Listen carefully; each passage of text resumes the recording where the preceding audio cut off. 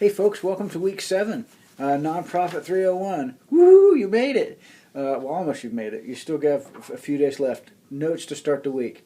This week, the deadline for materials to be submitted is Friday. You don't have till Saturday or Sunday. Your stuff absolutely positively has to be in on Friday, because the first semester courses, the first half of the semester courses for spring end at Friday. So I don't have the liberty or the freedom of accept your stuff late. If your stuff comes in late, I can't give you credit for it. Get it in. All right, so here's what we got going on in week 7. We're going to be looking at 2 chapters. One is going to be on philanthropic fundraising. You know, a nonprofit organization cannot operate, cannot function without resources, and the key resource is money.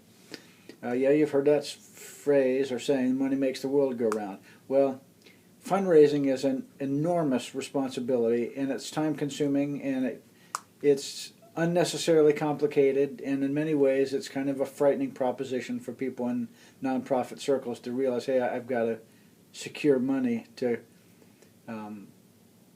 provide for the resources I need for my nonprofit to run. Chapter 15 is government grants and contracts. Again, grants and contracts are a relatively, I won't say easy, but a relatively simple and straightforward way to obtain financial resources to help your nonprofit. But as you'll see in the chapter, there are a number of approaches to this contracting. I would like you to watch the video on how nonprofits can make a large-scale impact. Oftentimes what you want to try to do in nonprofit work is to have the biggest bang for your buck, make the biggest impact that you can. And this video will help elucidate some of the thinking on that. So here are the deliverables for the week. Your very last quiz, quiz 4. Don't give up. I know a number of you, I can tell from the journals also, are suffering what's called response fatigue. You're tired of doing the journals, you're tired of doing the quizzes. These are the last ones. So depth, I've been harping on this all semester. Depth, breadth, count. Quiz 4. You've got your organizational interview with a nonprofit, due on Friday. Your course paper, where you pick out one of the topics as I identified there in the syllabus. That paper is due on Friday.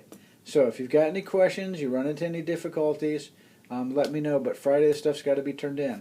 Lastly, certainly not least, I've really enjoyed having you in the class. I've really enjoyed reading your posts and your quiz responses.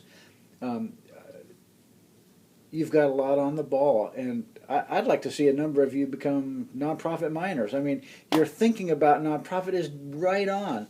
And in the upstate, we have the largest number of nonprofit organizations per capita of anywhere in the United States. There's incredible opportunity in the nonprofit sector, and there are plentiful jobs, wages are good, advancement opportunities are all around you, and we need people with good heads on their shoulders who understand the complexity of nonprofit organizations. And if you're interested kind of in nonprofit as a minor, let me know. I'll be happy to help you through that. Also want to remind you, for those students that are continuing, that is, you're going to be taking classes this summer, next fall, next spring. Advising is coming up. So make sure that as soon as advising occurs that you meet with your academic advisor. Try to go in prepared. It helps them, believe me. And kind of map out your progress and explore the courses you want to take, what you want to learn, and talk to your advisor. And if there's anything I can do to help you along those lines, don't hesitate.